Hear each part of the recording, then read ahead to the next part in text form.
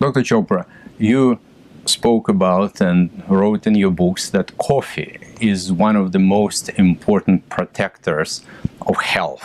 Could you please expand on your idea and talk about the coffee's effect for health? Yeah, it's a great question. So, as you mentioned, I'm a liver expert, and I got very intrigued about 25 years ago when I read that coffee drinkers have lower levels of liver enzymes in the blood. So when we go see our primary care physician once a year, they do a battery of blood tests, and amongst them, they test for two liver enzymes, ALT and AST. And this was an observation that people who drank coffee had lower levels. When somebody has elevated levels, it's almost always indicative of liver disease. So this was intriguing, but what does it mean? Maybe there's something in coffee that interferes with the assay, and so you get lower levels. But then studies came out that coffee drinkers have less hepatic fibrosis. They have less scar tissue in the liver. If there's lots of scar tissue in the liver, totally distorting the liver architecture, with islands of liver cells totally surrounded by scar tissue, fibrosis, we call it cirrhosis. So coffee drinkers had lower levels of liver enzymes, they had less fibrosis. Then a study in gastroenterology that people who drank 2 cups of regular coffee a day had a 50% reduction in hospitalization and mortality from chronic liver disease.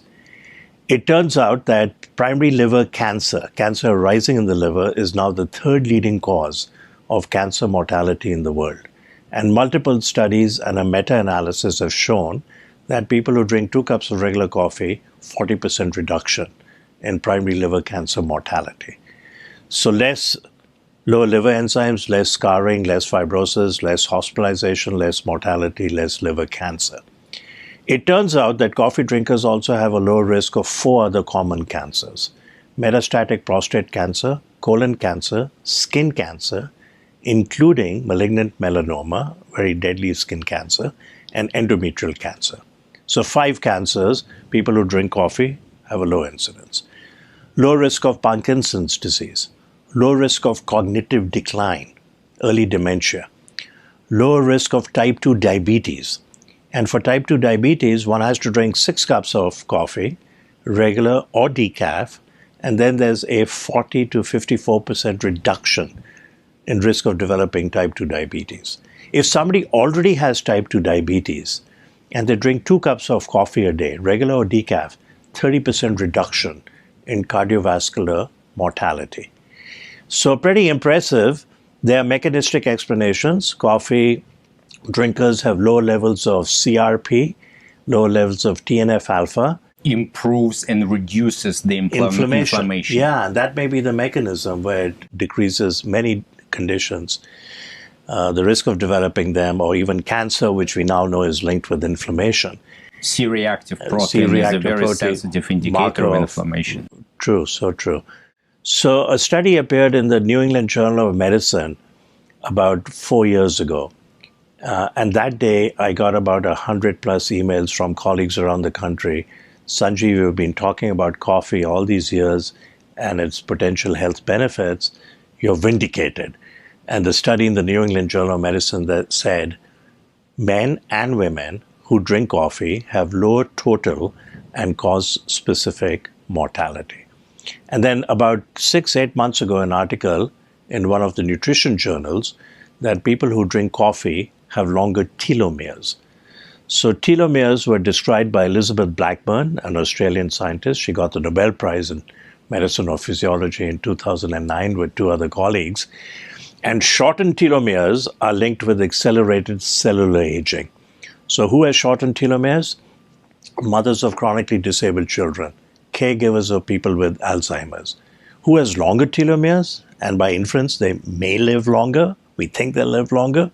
People who exercise, people on the Mediterranean diet, people who meditate, and then the recent study that people who drink coffee have longer telomeres. Does it matter which coffee to drink, how much coffee one should drink, and what is the frequency that the coffee should be used? So it's a great question. The studies have simply asked, do you drink coffee? Yes or no? If you drink, how many cups do you drink? And what is the size of the cup? And do you drink regular or decaf? My take on it is that if Drink regular coffee if you can. It has more benefits than decaf. And don't add cream or sugar substitutes. I like to drink it black, make it simple. Then I don't have to worry about sugar and splendor and do I put milk and is the milk cold and it's going to make my coffee cold.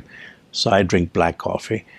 If somebody wants to sweeten it, add sugar. Don't use artificial substitutes. Artificial sugars are turning out to produce worse glucose intolerance because it actually changes the microbiome in the GI tract. This is one of the hottest topics in medicine.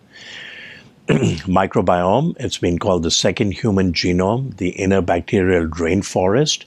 There are trillions of bacteria in our GI tract. In aggregate, they weigh 3 pounds. It's a newly discovered organ. So if you want to have a Coca-Cola, have a Coca-Cola. Maybe have 1/3, savor it, enjoy it, rather than have a Diet Coke, which has only 1 calorie, but actually has many injurious health effects.